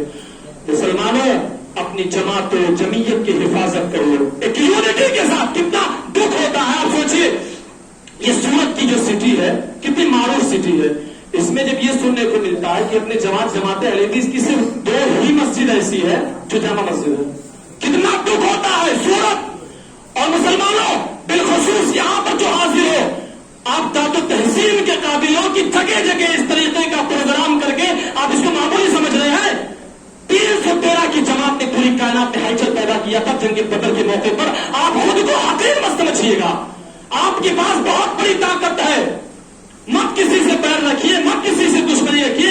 ہمارے اندر جو غلطی ہے مجھ سے ملیے، میں اپنی غلطی کی اصلاح کروں گا. آپ کسی دوسروں سے جا کر کے میری غلطی کا تذکرہ کیوں کر رہے ہیں؟ اللہ کے بندو، آپ مجھے سدھارنا چاہتے ہو کہ بگاڑنا چاہتے ہو؟ کیوں نہیں امت کے شیرازے کو ایک پلیٹ فارم پہ لا کے کھڑا کر دیتے ہو؟ کیا صورت اس چیز کو نہیں مانگ رہی ہے کہ یہاں پر جماعت اہل حدیث کی بہت ساری مسجدیں ہونی چاہیے؟ بہت ساری مسجدوں کی ضرورت ہے. میں نے اپنی آنکھوں سے دیکھا لوگوں کو چلچلاتی دھوپ میں روڈ پہ نماز پڑھتے ہوئے. مسجدیں تنگ ہیں. مسلمانوں کب ہوش میں آؤ گے؟ کیا رسول کا یہ فرمان آپ کو نہیں معلوم ہے؟ من بنا للہ مسجدا بنى اللہ له بیتا فی الجنہ. اللہ کے لیے زمین پر ایک چھوٹا سا گھر بنا دو، اللہ کی قسم تمہارے لیے اللہ رب العالمین آسمان کی بلندیوں پر جنت میں ایک گھر بنا کے دے گا. آپ دنیا میں ایک مسجد بناؤ، اللہ رب العالمین جنت میں تمہارے لیے محل تعمیر کرے گا. لیکن افسوس ہے اتنا مشہور شہر جس کو ڈائمنڈ شہر کہا جاتا ہے، پوری دنیا میں غالباً یہ شہر مشہور ہوگا اور ہندوستان میں تو مشہور ہی ہے. اب اس مشہور شہر میں صرف 2 جامع مسجد، اس پہ حیرت ہوتی ہے. آپ لوگوں نے جو یہ اقدام کیا ہے، جگہ جگہ جو پروگرام کا انتظام کر رہے ہیں اور اسی طریقے سے نمازوں کا جگہ جگہ اہتمام ہوتا ہے، عنقریب یہ چیز بہت بڑا فائدہ لائے گی، اس شرط کے ساتھ کہ کوئی مخالفت نہ کرے. مخالفت سے کمر ٹوٹ جاتی ہے. آپ کو معلوم نہیں ہے میرے بھائیوں دوستوں، امام بخاری اتنا بڑا محدث، امام بخاری اتنے بڑے محدث، جب انہوں نے اپنی کتاب صحیح بخاری کو 32 سال میں لکھ کر کے، 32 سال کی ان کی عمر تھی، 16 سال کی عمر لگا کے صحیح بخاری کو لکھا اور 1000 اساتذہ کو یہ چیلنج دیا کہ صحیح بخاری میں جتنی حدیثوں کو میں نے لکھا سب صحیح حدیثیں ہیں. اور امام بخاری کے 90,000 سے لے کر 1,00,000 تک شاگرد تھے. صحیح بخاری کو امام بخاری نے 90,000 شاگردوں کو فیس ٹو فیس پڑھایا تھا، اس چیلنج کے ساتھ کہ ہر کسی کے اتنی جرات و جسارت، ہر کوئی بائی کلال پہ صحیح بخاری میں ایک بھی ضعیف حدیث دکھا دے. 1000 بڑے بڑے اساتذہ، علی المدینی جیسا استاد، اسحاق بن راہوے جیسا استاد، امام احمد بن حنبل جیسا فقیہ، تمام لوگوں نے صحیح بخاری کو پڑھا اور تمام شاگردوں نے صحیح بخاری کو سنا. 1,00,000 سے زیادہ لوگوں نے بیک وقت صحیح بخاری کو پڑھ کے سنا. امام نووی جیسے لوگوں کے ساتھ سب لوگوں نے مل کر کے یہ کہا تھا اصح الکتب بعد کتاب اللہ، کائنات کے اندر کلام مجید سے بہترین کتاب، کلام مجید کے بعد اللہ رب العالمین کے کلام کے بعد قرآن مجید کے بعد اگر کوئی سب سے معتبر کتاب ہے تو صحیح بخاری ہے. اب بتائیے امت کو اتنا بڑا تحفہ پیش کیا صحیح بخاری، امت کتنا فائدہ اٹھا رہی ہے. کوئی بندہ ایسا بول سکتا ہے میں نے صحیح بخاری کا نام نہیں سنا ہے یا امام بخاری کا نام نہیں سنا ہے؟ کوئی نہیں بول سکتا. بچوں کو معلوم ہے امام بخاری کے بارے میں، ضرور ان کا نام سنا ہوگا اگر وہ مسلمان ہے تو، اور مسلمان ہونے کے ساتھ ساتھ اگر وہ اہل حدیث ہے اور امام بخاری کا نام نہیں جانتا ہے تو مجھے اس کے اہل حدیث ہونے پر شک ہے. امام بخاری کا نام ہر کسی کو معلوم ہے. اتنا بڑا کارنامہ انجام دیا، لوگوں نے مخالفت کر دی امام بخاری کی. اور آپ کو سن کے بہت حیرت ہوگی کہ لوگوں کی مخالفت سے امام بخاری اتنے پریشان ہوئے کہ اسی مخالفت کی وجہ سے امام بخاری کا انتقال ہو گیا. اسی مخالفت کی وجہ سے امام بخاری اتنے پریشان ہوئے کہ اسی کی وجہ سے امام بخاری رحمۃ اللہ علیہ کا انتقال ہو گیا. اللہ رب العالمین ان کے درجات کو بلند فرمائے. میرے بھائیو دوستو، اگر دل میں رسول سے سچی محبت ہو، اچھا ہم سے آپ رشتہ جوڑتے کیوں ہے؟ اتنے سارے لوگ یہاں پر بیٹھے ہیں، اتنے غور سے آپ لوگ سن رہے ہیں، یہ محبت کا جو سلوک آپ لوگ پیش کر رہے ہیں، کیوں یہاں پر بیٹھے ہیں؟ صرف اسی وجہ سے نا کہ رسول کی بات بتائی جا رہی ہے. یہاں پہ لیلا مجنوں کا قصہ بیان کیا جائے، کوئی آئے گا؟ کوئی نہیں آئے گا نا. تو آپ سوچیے آپ کے دل میں کہیں نہ کہیں رسول کی ذات سے محبت ہے، آپ اس کو زندہ کریے، آپ اس کو سرسبز و شاداب کیجیے، آپ علماء کی تقریریں سنیے، اس طریقے کی پروگرام کا انعقاد کریے. اللہ کی قسم جو محبت آپ کے دل میں دفن ہے ایک مضبوط قلعہ بن کے ایک دن نکلنے والی ہے وہ محبت. ہم جس کو اہمیت نہیں دیتے ہیں، ہمیں رسول کی ذات سے ہے محبت. میرے بھائیوں دوستوں، جو عالم رسول کی ذات پہ تقریر بولتا ہے ہم اس سے اتنی محبت جب کرتے ہیں تو جس رسول کے بارے میں عالم تقریر کرتا ہے اس رسول سے اس نے اپنی نسبت کو جوڑا تو اس عالم سے اتنی محبت کر رہے ہیں تو رسول سے ہم کتنی محبت کرتے ہوں گے. ہمیں احساس نہیں ہے، ہمیں اپنے بھائی سے کتنی محبت ہے نا، ہمیں اس کا احساس نہیں ہے. جس دن آپ کا بھائی مر جائے گا نا اس دن آپ کو احساس ہوگا ہم اپنے بھائی سے کتنی محبت کرتے تھے. آپ کے دل میں محبت چھپی ہے، آپ اس کو دکھاتے نہیں ہو. ہمارے بھائی سے ہمیں بے شمار محبت ہے، لیکن ہمارے اندر جو کبر و غرور ہے نا، جو انانیت ہمارے اندر پیدا ہو چکی ہے، اس انانیت کی بنیاد پر اپنے بھائی سے ہم گلے ملنے کو تیار نہیں ہے. عید اور بقرعید جیسے موقع پر بھی اپنے بھائی کے یہاں کھانا کھانے نہیں جاتے ہیں، شادی بیاہ تک میں نہیں جاتے ہیں، یہاں تک کہ بعض لوگوں کے یہاں اتنی دشمنی آ چکی ہے کہ جنازے تک میں شرکت نہیں کرتے ہیں. میرے بھائی اور دوستو، کیا آپ کو اپنے بھائی سے محبت نہیں ہے؟ کیا آپ کے بھائی کے جسم میں وہ خون نہیں دوڑ رہا ہے جو خون آپ کے جسم میں دوڑ رہا ہے؟ اگر یقیناً آپ ایک باپ کی اولاد ہیں اور اس میں کوئی شک نہیں، ہر کوئی ایک باپ کی اولاد ہوتا ہے، تو اس کو ثابت بھی کریے. آپ کے بھائی سے محبت ہے تو آپ گلے ملیے. آپ کے بھائی سے محبت ہے تو آپ اگر اپنی 5 غلطیاں معاف کر رہے ہیں تو اس کی بھی 2-3 غلطیاں معاف کرنے کا حوصلہ رکھیے. یہ سب رسول کی تعلیم ہے. آپس میں مل جل کر کے رہنا یہ رسول کی تعلیم ہے، اور مل جل کر کے رہنا یہ اتباع رسول ہے. آپس میں گلے ملنا یہ اتباع سنت ہے میرے بھائی اور دوستوں. اور آپس میں ایک دوسرے سے دشمنی اور بغاوت مول لینا یہ میرے بھائی اور دوستوں اتباع رسول نہیں بلکہ یہ رسول کے حکموں کی خلاف ورزی ہے.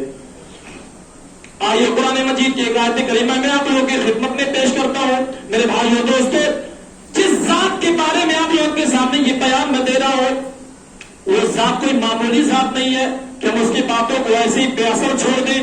رسول کچھ بھی کہیں، رسول کچھ بھی کرے، ہم اس پر ذرا سی بھی توجہ نہ دیں. آئیے قرآن مجید کی آیت کریمہ سنتے ہیں. فرمایا وَإِذْ أَخَذَ اللَّهُ مِيثَاقَ النَّبِيِّينَ لَمَا آتَيْتُكُم مِّن كِتَابٍ وَحِكْمَةٍ ثُمَّ جَاءَكُمْ رَسُولٌ مُصَدِّقٌ لِّمَا مَعَكُمْ. اللہ رب العالمین نے تمام نبیوں کی روحوں کو جمع کیا اور تمام نبیوں کی روحوں کو جمع کرنے کے بعد اللہ رب العالمین نے کہا دیکھو میں نے تمہیں رسول بنا کے بھیجا ہے. میں تمہیں دنیا میں لما آتیتکم من کتاب و حکمہ، میں تمہیں دنیا میں رسول بنا کے بھیجوں گا, تمہیں کتاب و حکمت کی تعلیم دوں گا, تم کتاب لے کے جاؤ گے, تم توریت لے کے جاؤ گے, تم انجیل, تم زبور لے کے جاؤ گے, تم بہت سارے صحیفے دنیا میں لے کر کے جاؤ گے. لیکن ایک بات میں آپ سے پوچھنا چاہتا ہوں, اے تمام نبیوں کی جماعت, اگر تمہارے بیچ میں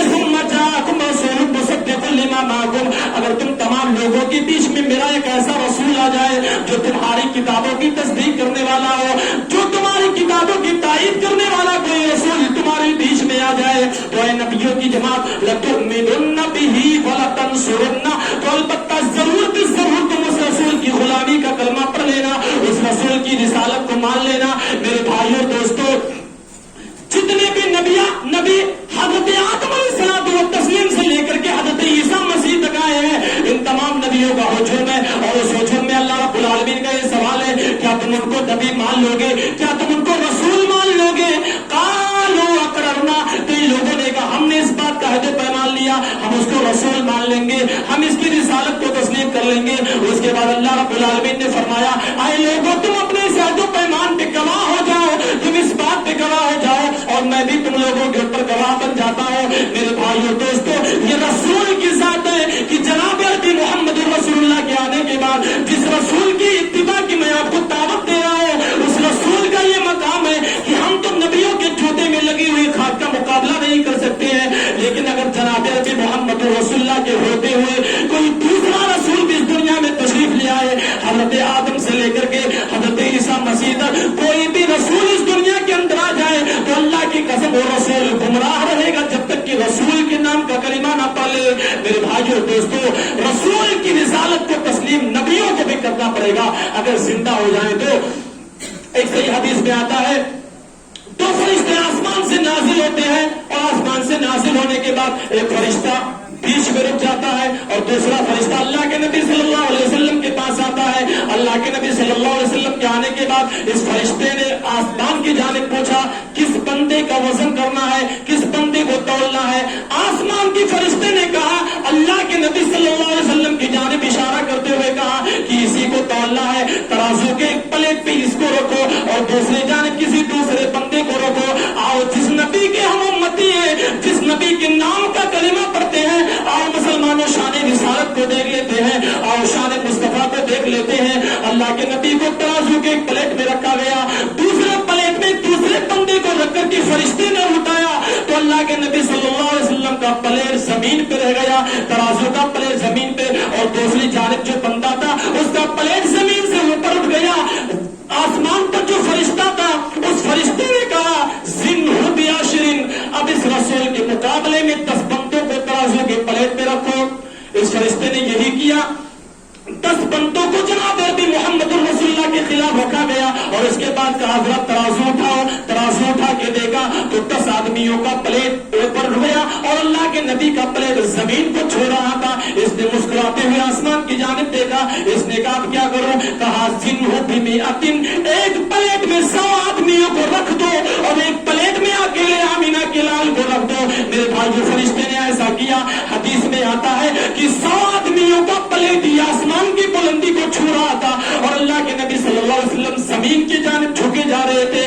رسول کا وزن اتنا زیادہ تھا کہ 100 آدمیوں کے مقابلے میں بھی رسول بھاری تھے. میرے بھائیو دوستو, اخلاق کے اعتبار سے بھاری تھے, نیکیوں کے اعتبار سے بھاری تھے. اس کے بعد اس فرشتے نے پھر آسمان پہ دیکھا, اس نے کہا کہ زنہ بألف, 1000 آدمیوں کو ایک پلیٹ میں رکھو, اور ایک طرف اللہ کے نبی صلی اللہ علیہ وسلم کو اکیلا چھوڑ دو.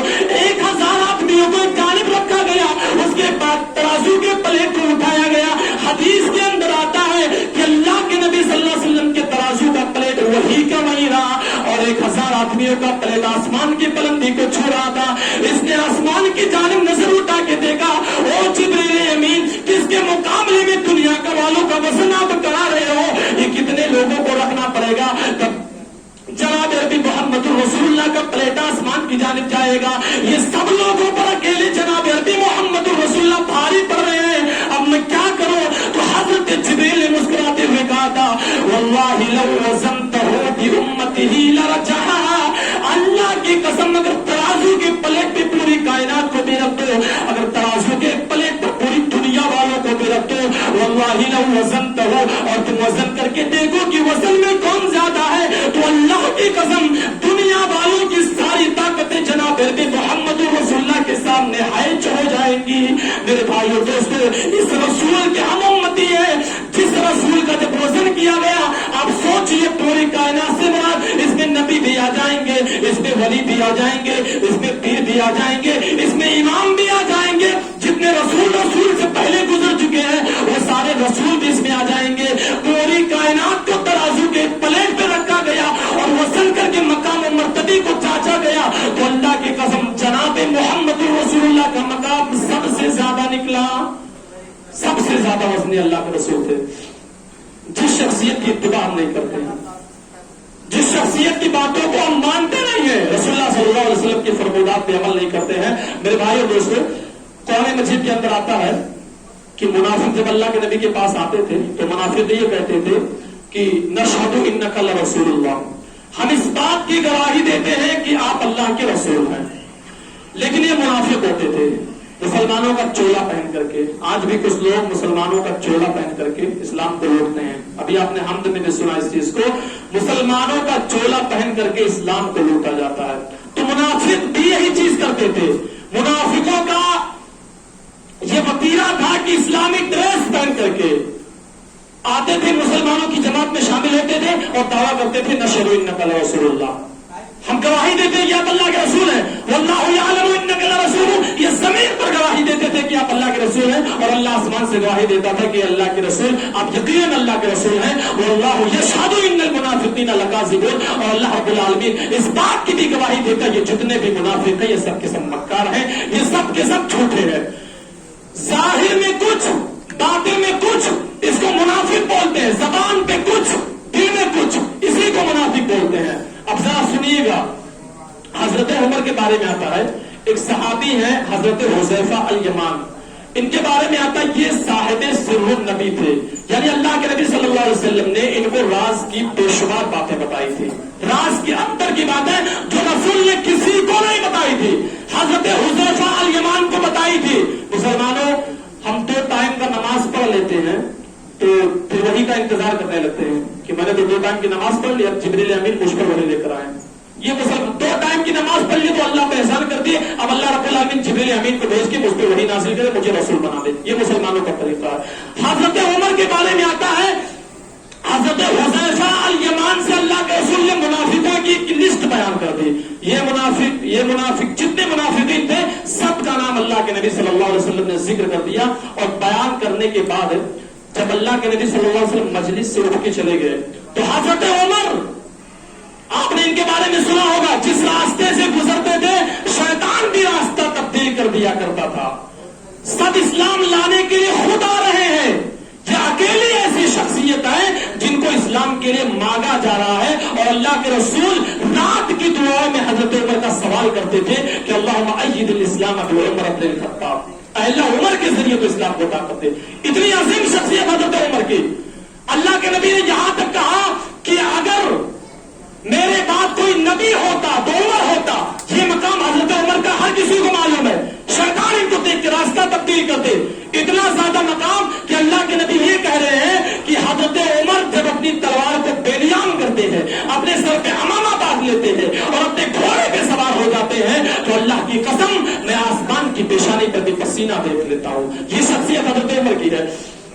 اب اللہ کے رسول نے منافقوں کا نام جب بتا دیا تو حضرت عمر حضرت حذیفہ الیمان کے قریب جاتے ہیں اور ان سے ایک سوال کرتے ہیں, اے حذیفہ الیمان, کہیں منافقوں میں اللہ کے رسول نے میرا بھی نام تو نہیں لیا ہے؟ کتنی بڑی شخصیت حضرت عمر. میرے بھائیوں دوستوں, ختم بی البنیان و ختم بی الرسل, رسالت کی مہر اللہ نے جناب عربی محمد رسول اللہ پر لگا دی تھی. اگر رسالت کی مہر رسول پر نہ لگی ہوتی تو رسول کے بعد کوئی نبی ہوتا تو حضرت عمر ہوتے. اور یہ سوال پوچھ رہے ہیں کہ رسول نے منافقوں میں میرا نام بھی تو نہیں لیا ہے. میرے بھائیوں دوستوں, یہ ضعف ایمان کی بنیاد پہ نہیں تھا.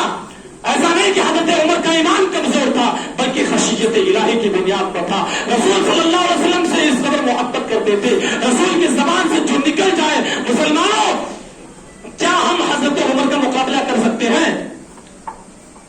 چاہے جتنی کوششیں کر لیں, جتنی عبادتیں کر لیں، سب کچھ کر لیں، لیکن حضرت عمر کا مقابلہ نہیں کر سکتے ہیں. اور وہ یہ سوال کر رہے ہیں کہ منافقوں میں رسول نے میرا نام تو نہیں لیا. ان کو رسول سے کتنی محبت تھی. اتنے بڑے شخصیت. جب اللہ کے رسول صلی اللہ علیہ وسلم کا انتقال ہو جاتا ہے تو سب لوگ اللہ کے رسول کو دیکھنے آتے ہیں. حضرت عمر رضی اللہ تعالیٰ عنہ نے جب اللہ کے رسول کو دیکھا کہ اللہ کے نبی کا انتقال ہو گیا ہے، ان کو کسی بھی طرح سے یقین ہی نہیں ہو رہا تھا. اتنی زیادہ محبت، اتنی شدید محبت حضرت عمر کے رسول سے تھی کہ ان کو اس بات پر یقین ہی نہیں ہو رہا تھا کہ اللہ کے نبی کا انتقال ہو گیا ہے. اور وہی تلوار جس تلوار کے بارے میں رسول یہ کہتے تھے کہ جب آپ تلوار نکال لیتے ہو تو آسمان کی پیشانی بھی پسینہ چھوڑنے لگتا ہے، اسی تلوار کو بے نیام کرتے حضرت عمر رسول کی وفات کے بعد، اور اعلان کر دیتے ہیں مدینے کی، مکے کی وادیوں میں کہ جس نے بھی اس چیز کو کہا کہ رسول کا انتقال ہو گیا، اس کے سر کو جسم سے الگ کر دوں گا، اس کے سر کو تن سے جدا کر دوں گا اگر کسی نے بھی یہ کہا کہ رسول کا انتقال ہو گیا. کتنی زیادہ رسول سے محبت رہی ہوگی کہ بالکل دیوانے اور مچھلے ہو گئے تھے، اور رسول کے انتقال کو تسلیم ان کو نہیں ہو رہا تھا کہ رسول صلی اللہ علیہ وسلم کا انتقال ہو گیا ہے. بعد میں حضرت ابوبکر صدیق رضی اللہ تعالیٰ عنہ نے امت محمدیہ کے اوپر بہت بڑا احسان کیا اور حضرت عمر جیسی شخصیت کو سنبھالا، جبکہ حضرت عمر کی شخصیت کو سنبھالنا اتنا آسان نہیں تھا، خاص طور سے ایسے موقع پر جب انہوں نے اپنی تلوار کو بے نیام کر لیا تھا. تاریخ میں ان کے بارے میں یہاں تک آتا ہے کہ حضرت عمر جب اپنی تلوار کو نکال لیا کرتے تھے، جب تک کسی گردن کو تن سے جدا نہیں کرتے تھے اس کو میان میں نہیں رکھتے تھے، لیکن حضرت ابوبکر نے حضرت عمر کو سنبھالا. میرے بھائیوں دوستو، یہ تھی محبت رسول. صحابیوں کو اللہ کے نبی صلی اللہ علیہ وسلم سے کہ ان کی موت کی خبر سن کر کے یقین ہی نہیں ہوتا تھا. آج ہمیں رسول کی ذات سے کون سی محبت ہے؟ میرے بھائیوں دوستو، نہ اللہ کی وحدانیت کو ہم نے صحیح سالم رکھا اور نہ رسول صلی اللہ علیہ وسلم کی رسالت کو ہم نے صحیح سالم رکھا. اللہ رب العالمین کی وحدانیت سب سے زیادہ ہم کو اسی پر نازتا. اہل حدیثوں کے پاس دیکھیے، ہمارے جو بریلوی بھائی ہوتے ہیں، مولانا عبد الحمید صاحب رحمانی ایک چیز کہا کرتے تھے کہ ہمارے بریلوی بھائیوں کے پاس جو ہے یہ حلوہ، پوڑی، سبزی، بریانی کے ڈیگے، اگر ان سے یہ سب چیزیں چھین لو تو اسلام ان کے پاس بچے گا ہی نہیں. اور دیوبندیوں کے بارے میں وہ یہ کہتے تھے مولانا عبد الحمید رحمانی صاحب کہ اگر دیوبندیوں سے ان کا خشوع خضوع، جس طرح سے ان کی ریاکاری ہوتی ہے، پائجامہ تخنے سے اوپر، کرتا لمبا چوڑا، ان کا جو یہ ظاہری خشوع خضوع ہے، اگر دیوبندیوں سے یہ چیز چھین لو تو ان کے پاس اسلام بچے گا ہی نہیں. اور جماعت اسلامی والوں کے بارے میں کہا تھا اگر ان سے ان کا انتظام، نظم و نسق، جماعت اسلامی والوں کا نظم و نسق بہت زبردست ہوتا ہے. انہوں نے کہا اگر ان سے ان کا نظم و نسق چھین لیا جائے تو ان کے پاس اسلام ہی نہیں بچے گا. اور اہل حدیثوں کے بارے میں کہا تھا کہ اگر اہل حدیثوں سے ان کا عقیدہ اور ان کی توحید چھین لو تو ان کے پاس کچھ نہیں بچے گا. صحیح بات ہے، اہل حدیثوں کے پاس صرف عقیدہ بچا ہے، عمل کچھ نہیں بچا ہے. عمل میں سب سے ہوتا اہل حدیث ہوتے ہیں. میرے بھائیوں دوستوں، جس عقیدے پر مسلک اہل حدیث کو ناز تھا، بتائیے کیا اس عقیدے کے ساتھ بھی ہم نے سمجھوتا کیا کہ نہیں کیا ہے؟ آج ہماری مائیں اور بہنیں کتنی بے دین ہوتی چلی جا رہی ہیں. اگر ذرا سا بچہ رونے لگا تو اس کے ہاتھ میں کالا دھاگا لا کے پہنا دیتے ہیں. کوئی آگے پہنچ گیا اس کے گلے میں تعویذ لٹکا دیتے ہیں. توحید ہمارا جو سب سے قیمتی سرمایہ تھا، اس کو بھی اہل حدیثوں نے لٹا دیا. میرے بھائیوں دوستوں، کاغذ کے پڑیوں پر اور تعویذ کے ٹکڑوں پر اہل حدیث بھی بھروسہ کرنے لگا. عبد الحمید رحمانی صاحب نے جو کہا تھا کہ عقیدہ صرف ان کے پاس محفوظ ہے، توحید صرف ان کے پاس باقی ہے، اہل حدیثوں کی عورتوں نے اس توحید کا بھی خاتمہ کر دیا. اب سب کی ذمہ داری بنتی ہے اپنے گھروں کی اصلاح کریں، اپنے گھر کو اسلامی گھر بنائیں، اپنے سماج کو اسلامی سماج بنائیں، اپنے معاشرے کو اسلامی معاشرہ بنائیں. میرے بھائیوں دوستوں، علماء سے جڑیے، عالموں سے جڑیے، مولویوں سے جڑیے، لیکن ان کو نبی کے مقام پر فائز مت کیجیے. ان کا جو مقام ہے اسی مقام سے ان کو پہچانیے. میرے بھائیوں دوستوں، انہوں نے اپنی نسبت رسول سے جوڑی ہے، اس لیے ان کا مقام ہے. اگر رسول سے اپنے رشتے کو توڑ لے تو کسی عالم کا ذرہ برابر بھی کوئی مقام نہیں ہے. لیکن مسلمانوں کی جماعت عالموں سے اس قدر اپنا رشتہ جوڑ چکی ہے کہ رسول کی ذات کو بلا چکی ہے. عبد القادر جیلانی ان کے بارے میں لوگ مشہور کرتے ہیں کہ عبد القادر جیلانی یہ اہل حدیث تھے، ان کے بارے میں کہتے ہیں لوگ. لیکن عبد القادر جیلانی کو لوگوں نے غوث اعظم کا لقب دے دیا. غوث اعظم جو صرف ایک اللہ کی ذات ہو سکتی، غوث جو صرف ایک اللہ ہو سکتا ہے، عبد القادر جیلانی صاحب کو لوگوں نے غوث کا درجہ دے دیا. اب ذرا سوچئے، جس صفت سے متصف شریک کیا گیا، کیا یہ اللہ کی صفات کے ساتھ، اللہ کی ذات کے ساتھ شرک نہیں ہے؟ اور لوگوں نے اتنا غلو کیا عبد القادر جیلانی کے ساتھ۔ ایک مرتبہ سرزمین بریلی کا شاید واقعہ ہے، بنارس میں ہمارے اساتذہ بتاتے ہیں کہ وہاں پر یہ پابندی لگی کہ بڑے کا گوشت، لحم الجاموس یعنی بھینس کا گوشت کھانے پر پابندی ہے سرزمین بریلی میں، گوشت پر پابندی ہے۔ اور اسی بیچ میں عبد القادر جیلانی پر کوئی مسئلہ پیش آیا تھا، ان کے خلاف کوئی تقریر ہوئی تھی، تو ہمارے بریلوی بھائیوں نے ایک احتجاج نکالا تھا، اور اس احتجاج کا نعرہ یہ تھا کہ ہم غوث کا دامن نہیں چھوڑیں گے، یعنی ہم غوث کا دامن ہرگز نہیں چھوڑیں گے۔ اب اسی نعرے میں ہمارے بریلوی حضرات بالکل مگن اور مصروف تھے کہ ہم غوث کا دامن نہیں چھوڑیں گے، ہم غوث کا دامن نہیں چھوڑیں گے۔ ہمارے اساتذہ بتاتے ہیں کہ جو پولیس کے جو کرمچاری وغیرہ جو ہوتے ہیں، جو قانون کے محافظ ہوتے ہیں، پولیس والوں نے ان پہ لاٹھی باقاعدہ چارج کی تھی۔ ان کو یہ لگا کہ یہ لوگ یہ بول رہے ہیں کہ ابھی کل تو اعلان ہوا کہ گوشت پہ پابندی ہے، یہ لوگ یہ بول رہے ہیں کہ ہم گوشت کا دامن نہیں چھوڑیں گے۔ میرے بھائی اور دوستوں، پولیس نے باقاعدہ لاٹھی چارج کی۔ ان کو کیا معلوم یہ غوث کون ہے؟ ان کو یہی لگا کہ کل پابندی عائد کی گئی ہے کہ ہم گوشت کا دامن نہیں چھوڑیں گے۔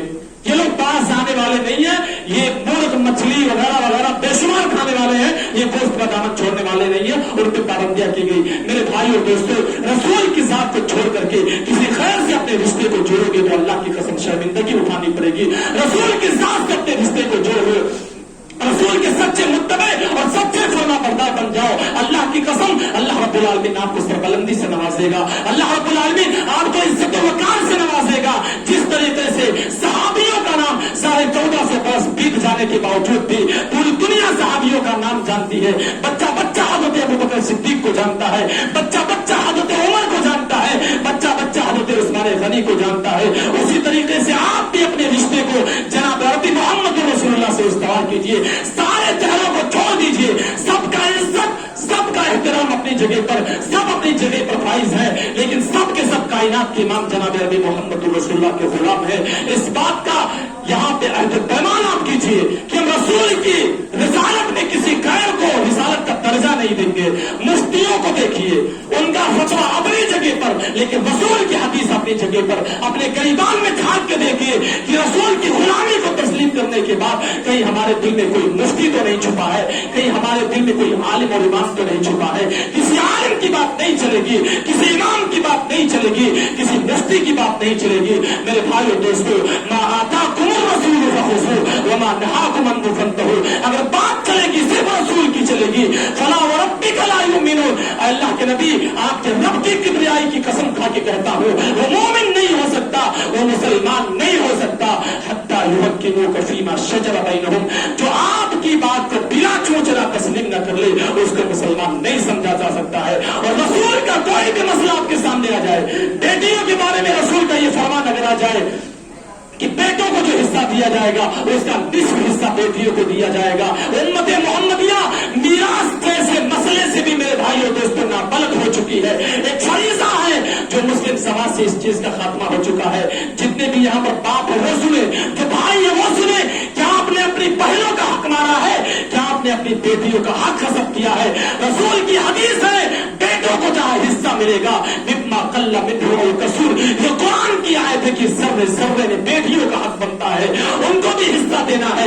رسول کی فرمان کو نہیں مانتے ہیں، ہمارے دل کے اندر تنگی ہے، اگر بیٹیوں کو دے دیں گے تو بیٹوں کو حصہ نہیں ملے گا۔ فرمایا یہ مومن نہیں ہو سکتا۔ رسول کا فرمان نہ جانے کے بعد کوئی بھی تنگی اپنے دل کے اندر پیدا کرنے والا مومن نہیں ہو سکتا ہے۔ اور صاف اعلان اللہ رب العالمین کا ہے کہ جو اپنے بیٹیوں کا حق غصب کرتے ہیں، آپ سوچئے گا میراث میں کن لوگوں نے اپنی بیٹیوں کو حصہ دیا ہے؟ کون سے ایسے بھائی ہیں جو یہ کہہ سکتے ہیں کہ میراث میں میں نے اپنی بہن کو حصہ دیا ہے؟ اگر نہیں دیے ہیں تو ساری کائنات جھوٹی ہو سکتی ہے۔ رسول کی حدیث پر بھی یہ تہمت لگا سکتے ہو کہ یہ حدیث ضعیف ہو سکتی ہے، لیکن قرآن پر کوئی بھی زبان نہیں چل سکتی ہے۔ فرمایا جن لوگوں نے اپنی بیٹیوں کا، جن لوگوں نے اپنی بہنوں کا حق غصب کیا، ومن یعص اللہ ورسولہ ویتعد حدودہ یدخلہ نارا خالدا فیہا، وہ ہمیشہ ہمیشہ کے لیے جہنم میں جھونک دیا جائے گا۔ اتنی بڑی بڑی چیزوں سے مسلمان بے خبر ہیں۔ ٹائم ہو گیا اب ہو رہے، اتنی بڑی بڑی چیزوں سے مسلمان غافل ہے۔ میرے بھائیوں دوستوں، آپ ذرا सोचिए कि यही सब चीजों का नाम है अताअत रसूल, इन्हीं सब चीजों का नाम है मोहब्बत रसूल। खैरों से रिश्ता जोड़ना ये मोहब्बत नहीं है, रसूल के नाम पे मर मिटना ये मोहब्बत रसूल कहलाता है। मेरे भाइयों दोस्तों, आप तमाम लोग 12 रबीउल अव्वल की जो तारीख अनकरीब आने वाली है, इसमें इस तरह का बेशुमार हुजूम देखेंगे जिसमें सिर्फ और सिर्फ धर्म रचा जाएगा, नमाजों को तर्क किया जाएगा, पता है क्या क्या इसमें लाठियां भी लोग खेलते हैं और कैसी कैसी बिदअतें लोग ईजाद करते हैं। मेरे भाइयों दोस्तों, जो रसूल का नाम लेकर के, मैंने कहा था ना, रसूल की जबान से आगे आपकी जबान नहीं होनी चाहिए। अगर आपने रसूल सल्लल्लाहु अलैहि वसल्लम का नाम लेकर के कोई बात कहा, ये सही हदीस आपको मालूम कैसे होती है? जब रसूल सल्लल्लाहु अलैहि वसल्लम का दौर खत्म हो गया तो लोग बाजार में जब सब्जी बेचने जाते थे, तो जब उनकी सब्जी नहीं बेचते थे तो लोग ये कहते थे कि फला सब्जी ये अल्लाह के नबी सल्लल्लाहु अलैहि वसल्लम की सुन्नत है। असली फितना देखिए, रसूल से इतनी मोहब्बत लोग करते थे कि किसी ताजिर का सिर्फ इतना कह देना कि ये सब्जी जो है अल्लाह के नबी सल्लल्लाहु अलैहि वसल्लम की सुन्नत है, सब लोग टूट पड़ते थे कि रसूल की सुन्नत खरीद लो। तो लोग होशियारी में जाते थे और मार्केट में यही ऐलान करते थे, भाई ये खाना फला चीज खाना ये रसूल की सुन्नत है, केवला खाना ये रसूल की सुन्नत है। रसूल की सुन्नत का नाम दिया, पूरी सब्जी टिक जाया करती थी। इसी से तो सही हदीस बनी है मेरे भाइयों दोस्तों, और इसी को बिदअत कहते हैं। रसूल का नाम लेकर के जो शरीयत में नहीं है उसको ईजाद करना ये बिदअत कहलाता है। अताअत के बिल्कुल अपोजिट चीज है बिदअत। और बिदअत के बारे में आता है, जिसने रसूल की जानिब किसी भी हदीस को मंसूब किया उसका ठिकाना हमेशा हमेशा के लिए जहन्नम में होगा। कयामत के मंजर के बारे में आता है कि हौज़े कौसर पे अल्लाह के नबी बैठे होंगे और हौज़े कौसर पे अपने उम्मतियों को जब पानी पिला रहे होंगे तो कैसे पहचानेंगे ये मेरा उम्मती है? तो उनके चेहरे पर वजू के जो आसार होंगे वो चमक रहे होंगे, तो इस चमक और दमक से अल्लाह के रसूल पहचान लेंगे, हाँ ये मेरा उम्मती है। अल्लाह के रसूल पानी पिलाना शुरू कर देंगे। अल्लाह के नबी सल्लल्लाहु अलैहि वसल्लम पानी पिलाना शुरू कर देंगे। लेकिन मेरे भाइयों दोस्तों, फरिश्ते अपने असा को लेकर आएंगे और कुछ लोगों को मार मार के ताड़ रहे होंगे। तो हकीकत उम्मत मोहम्मदिया ही क्या अफराद होंगे, लेकिन ये ऐसे लोग होंगे जो रसूल के सामने अपनी ज़बान गुफ्तगू को तलाश करते थे और रसूल से कहेंगे इन्नका ला तदरी मा अहदसु बादक, ऐ नबी आपको नहीं मालूम। अल्लाह के नबी कहेंगे मेरा उम्मती इसको आने दो, मैं इसको कौसर का पानी पिलाता हूं। और फरिश्ते कहेंगे ये आपका वो उम्मती है जो आपके बाद इसने दीन में बिदअत को ईजाद किया था। मेरे भाइयों दोस्तों, अताअत के बिल्कुल खिलाफ जो चीज है उसको बिदअत कहा जाता है और बिदअती ये हौज़े कौसर के पानी से भी महरूम होगा और जन्नत से भी महरूम होगा।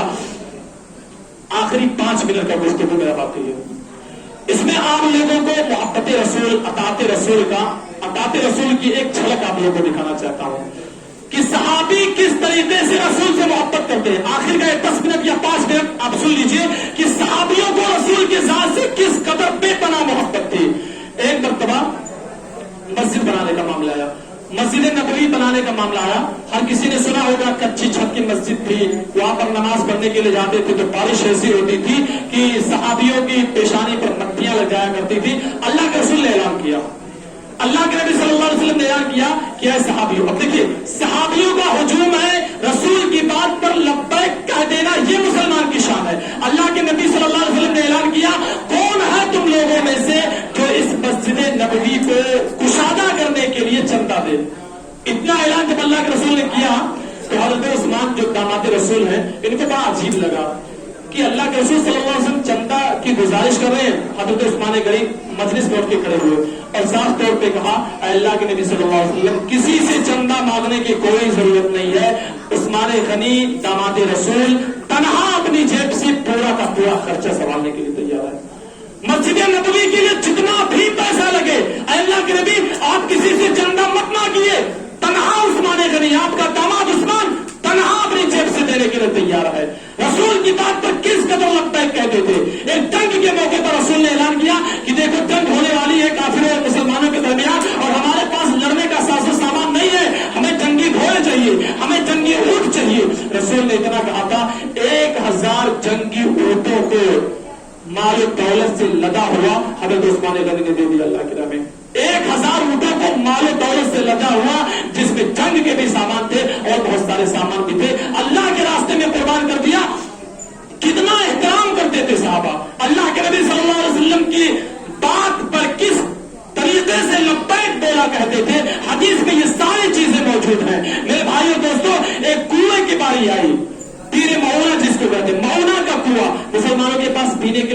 नहीं था, बहुत परेशान मुसलमान थे, कहाँ पानी पिएंगे, ये कुफार जो है हमेशा हमें सताते रहते हैं, पानी नहीं पीने देते हैं। अल्लाह के रसूल के पास बार बार शिकायतें आती हैं, अल्लाह के नबी इस्लाम लाए हैं हम तो हमारी कमर टूट गई है, पानी पीने को हमें नहीं मिल रहा। अल्लाह के रसूल ने कहा ठीक है मैं ऐलान करके देखता हूँ। अल्लाह के रसूल ने ऐलान किया कि देखो यहूदी जो है ये मऊना का कुआं बेचने के लिए तैयार हो गए हैं। कौन है जो मऊना का कुआं खरीदने में चंदा दे?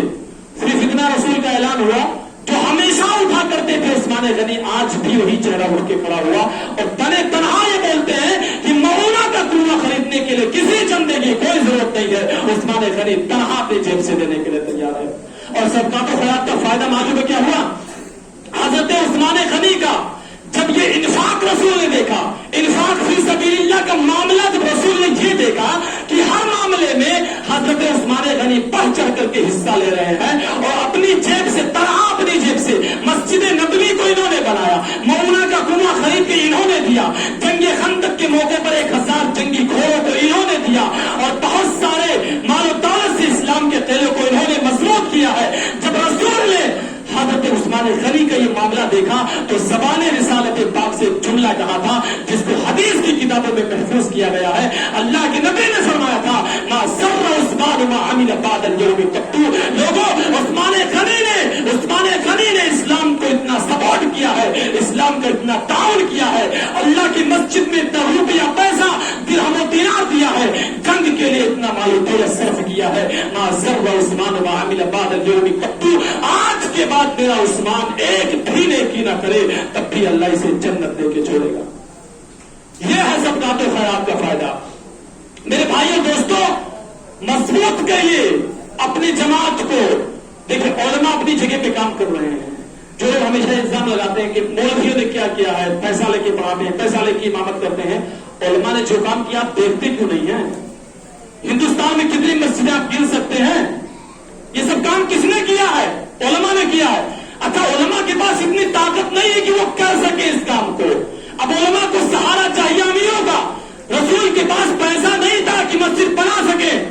रसूल को ऐसे शहदाई और जानिसार चाहिए था जिनका नाम उस्मान गनी हो, जो तनहा अपनी जेब से देने को तैयार हो। तो उलमा अमीर का मोहताज होता है। हर किसी को अल्लाह ने मजबूत तबा बनाया है। अमीर गरीब का मोहताज होता है, गरीब अमीर का मोहताज होता है। तो उलमा इस चीज का ऐलान करते हैं मेरे भाइयों दोस्तों, तो अमीरों का भी इसमें बड़ा किरदार है। और जो लोग ये इंजीनियरिंग लाइन से पढ़ते हैं या किसी और लाइन से, अंग्रेजी लाइन से पढ़ते हैं, उनका हमेशा ये होता है कि मौलवियों ने काम क्या किया, सिर्फ दीन को लूटा है। मेरे भाइयों, मौलवियों ने सिर्फ दीन को लूटा नहीं है। हिंदुस्तान के अंदर जितनी मस्जिदें बनी है ये सब मौलवियों का किरदार, अमीरों से मिलकर के उन्होंने काम किया है। आप ये बताइए आपने क्या क्या है? आप अंग्रेजी के माहिर स्टूडेंट हो ना, आपने क्या काम किया है? उलमा पर अपनी अंगुष्ठी नुमाई दराज करने वाले बताएं। आप अगर इंजीनियर हो तो आपने क्या किया है? वो तो पुरखों का एहसान मानिए कि उन्होंने हमें जामिया मिल्लिया और मुस्लिम अलीगढ़ मुस्लिम यूनिवर्सिटी को दिया है। वरना आप लोगों ने जो अंग्रेजी लाइन से पढ़ते हैं, जो दूसरे लाइन से पढ़ते हैं, आपने कौन सी यूनिवर्सिटी बनाई है? मौलवियों ने तो बहुत अदारे बनाए हैं, बहुत मदरसे बनाए हैं, बहुत मकातिब बनाए हैं। तो मेरे भाइयों दोस्तों, बात जो कहने का मतलब है वो ये है कि आप लोग मिल करके दुनियावी चीजों से अपना रिश्ता तोड़िए।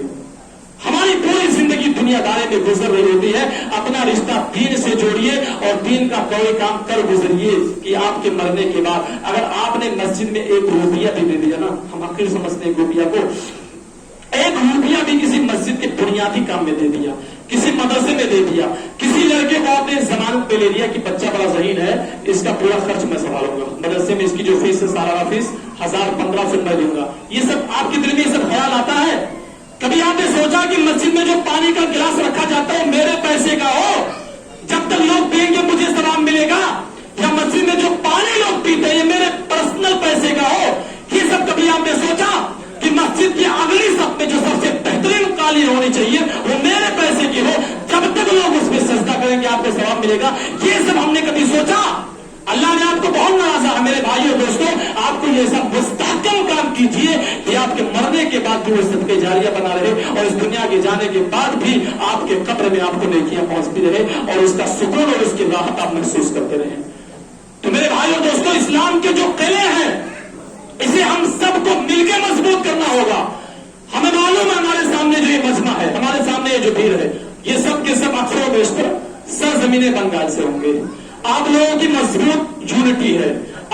हमेशा चर्चे में रहते हो। और ये कोई ऐसी चीज नहीं है कि मतलब मैं आया हूं आप लोगों को खुश करने के लिए चीज बोल रहा हूं। आप खुद दिमाग लगाइए कि इस तरीके के प्रोग्राम का इनेकाद और किसी मस्जिदों में होता है? कि आपको खुश करने के लिए जुमला नहीं बोल रहा हूं, मैंने अपनी आंखों से देखा है। ये जिस प्रोग्राम को हम हकीर और मामूली समझ रहे, मैंने कहा आगे चल करके यही आपके लिए सबके जारिया बनेगा। और हो सकता है सूरत के अंदर कोई आप लोगों के नाम से कोई ऐसी जामा मस्जिद हो जिसमें 1500, 2000 और 2 से 3000 तक की भीड़ हो और सब अल्लाह के सामने सजदा कर रहे हो। आप दुनिया में ना हो लेकिन आपके करने के बाद देखिए आपको पहुंच रही हो। इसका आपने अंदाजा लगाया है? तो खुश करने के लिए चीज आपको मैं नहीं बोल रहा हूं। मेरे भाइयों दोस्तों, आप यकीनन इस बात की मुस्तहिक हो कि इस तरह के प्रोग्राम का इनेकाद करने से आपके अंदर दीनी बेदारी पैदा हो रही है। आपके बच्चों का ये शौक पैदा हो रहा है कि हम इस्लाम से जुड़े। वरना सारी दुनिया फिल्मी दुनिया से जुड़ चुकी है और उन्हीं के नक्शे कदम पे चल चुकी है। बहुत कम ऐसे लोग हैं जो इस्लाम से जुड़ रहे हैं, जो रसूल सल्लल्लाहु अलैहि वसल्लम की जात से जुड़ रहे हैं। मेरे भाइयों दोस्तों,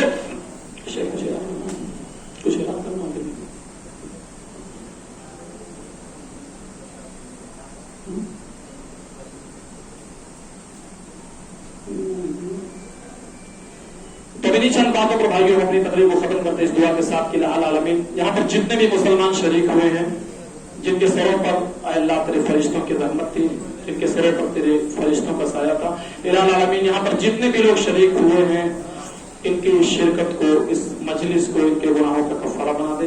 आमीन। और हम तमाम मुसलमानों के दिलों में जनाब नबी मोहम्मद रसूलुल्लाह सल्लल्लाहु अलैहि वसल्लम की इत्तिबा करने का ज़ौक़ और जज्बा पैदा करवा दे।